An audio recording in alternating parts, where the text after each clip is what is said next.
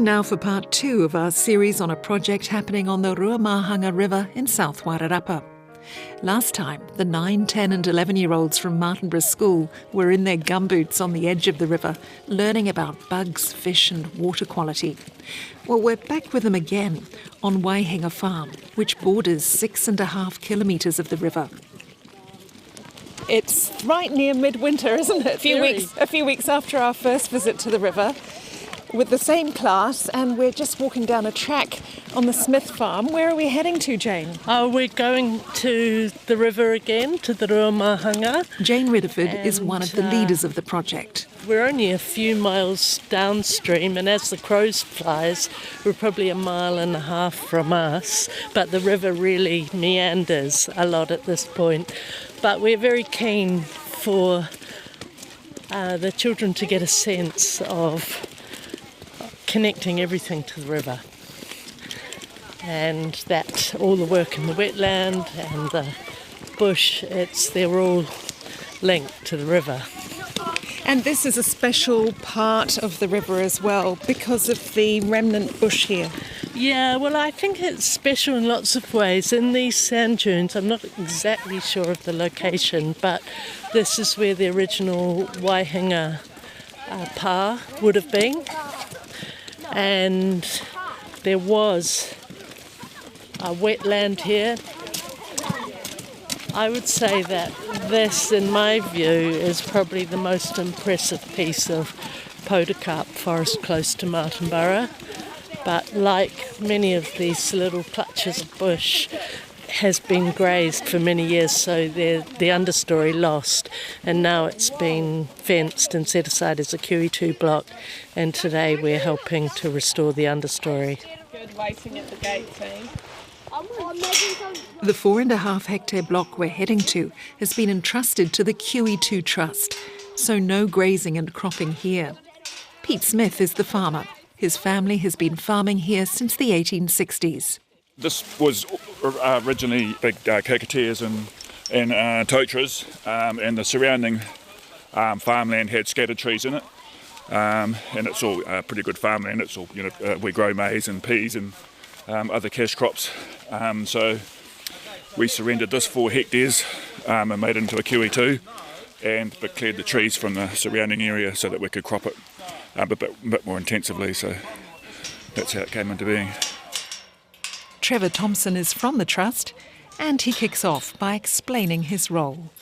What do I do? Well, I work with people like Pete, mostly farmers right throughout the Wairarapa, who have still got some native forests on their land, or a wetland or a coastal area that's something special. And this is one of those very special places. And until maybe 10 years ago, this was grazed. But all these big trees here were all still there, but nothing else underneath them. So you guys today are going to help us do something really important, and that is getting in the understory. That's the smaller plants that are underneath, and that will make sure that these big guys will have little babies that can grow and take their place when these guys die of old age. And so what you're doing is something that is really, really, really important, and thank you so much for coming down today and giving us a hand, because that's look how many of you guys there are, look how many there are of me and Pete. Not many. So your help will be very much appreciated. So what I want you to do is grab a weapon,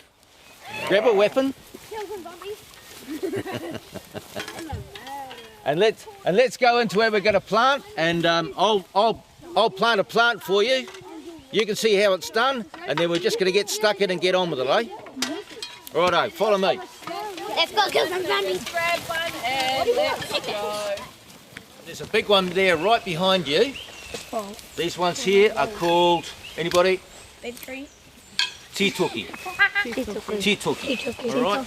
These guys here, these are one of the hoheris or lace barks, and this is hoheri. After identifying the trees, it's time to give a lesson in tree planting. And to make sure the hole is deep enough, that's not quite deep enough, eh? We want it to be a little bit deeper than that. Okay, got it? In the hole, you can hold it upright Bring the dirt in around it. And lastly, we're going to just press it down nice and firm, and that will make sure the plant doesn't fall over, right? Job done. Okay? Now the next plant is going to go, say, 2.5, 3 steps away. So we go 1, 2, 3.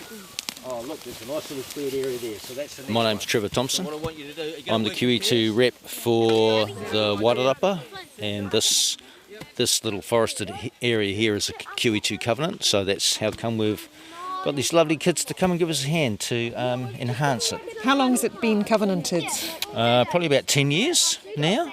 So some of these trees that aren't giants but are already big trees, they were planted quite early on and are already starting to fill in the niches that were wide open and needing to be filled. And more is going in today.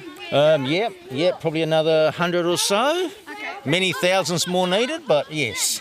So how often do you get schools in to help out and volunteers? This year and last year we've had quite a lot of schools, probably put about 8,000 or 9,000 trees in the ground here in this QE2 covenant. So it's a trend that seems to be gathering pace, so we're all for that. This ground's so tough. It almost bent the shovel. Wait, watch out. Can you hold this? Yeah. I think it's great to have the kids out here in amongst these wonderful big podocarp trees. Just watch your feet. Yeah, I know. Wait, stop. They're not just a labour unit. We hope, and I'm sure they will become engaged and enjoy their time here. Most importantly, because if they enjoy being in the forest when they grow up to be big people, then they start looking after it. And if they didn't enjoy their time when they're kids, they won't look after it. So it's important they enjoy their time. Oh no, there's a root there, like a big one. Yeah. I should have said, if you come across a big tree root, just go to one side. We don't want to cut into that, right? So just go to one side. Some spots are of the ground's really hard, but it's really fun too. It's really satisfying once you get a soft spot. Yeah, it's really I think fun. it's lovely planting new trees and making nature. And I think it's really fun because we get to experience nature. And how do you know which plant to put in which place? Are you getting some instruction or are you just going for it? Just going for it.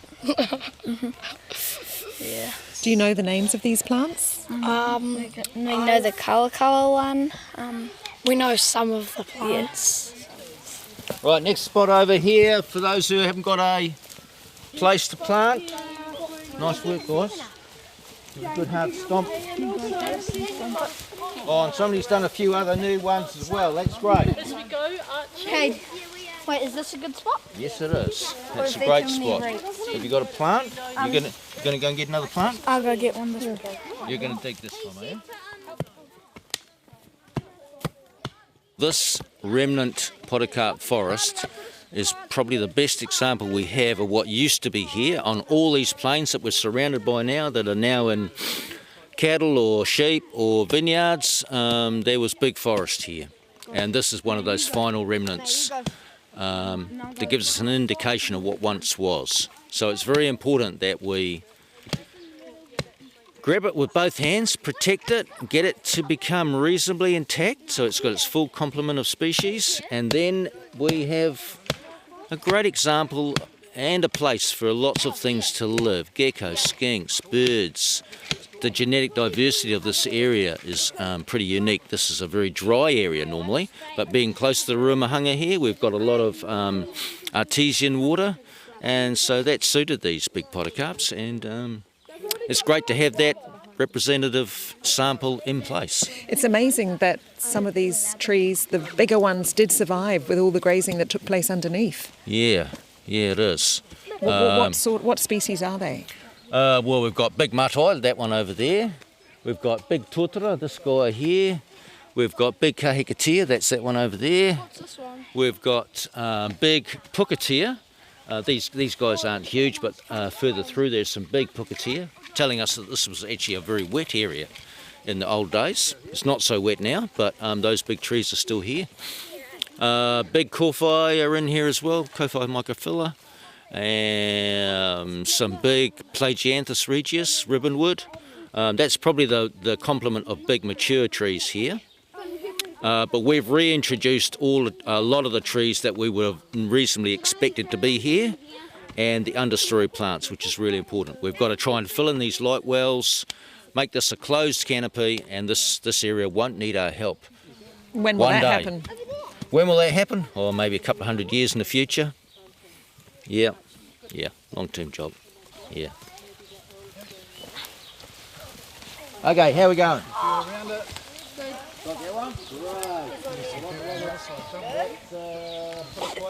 Lucy, how's it going? What are you planting here? Kaukau. Is it hard work? I need Elle to kind of mush this out, but I think I got it. Yeah, it's quite hard sometimes. That's all right, that's good. That's good. Are you enjoying the day?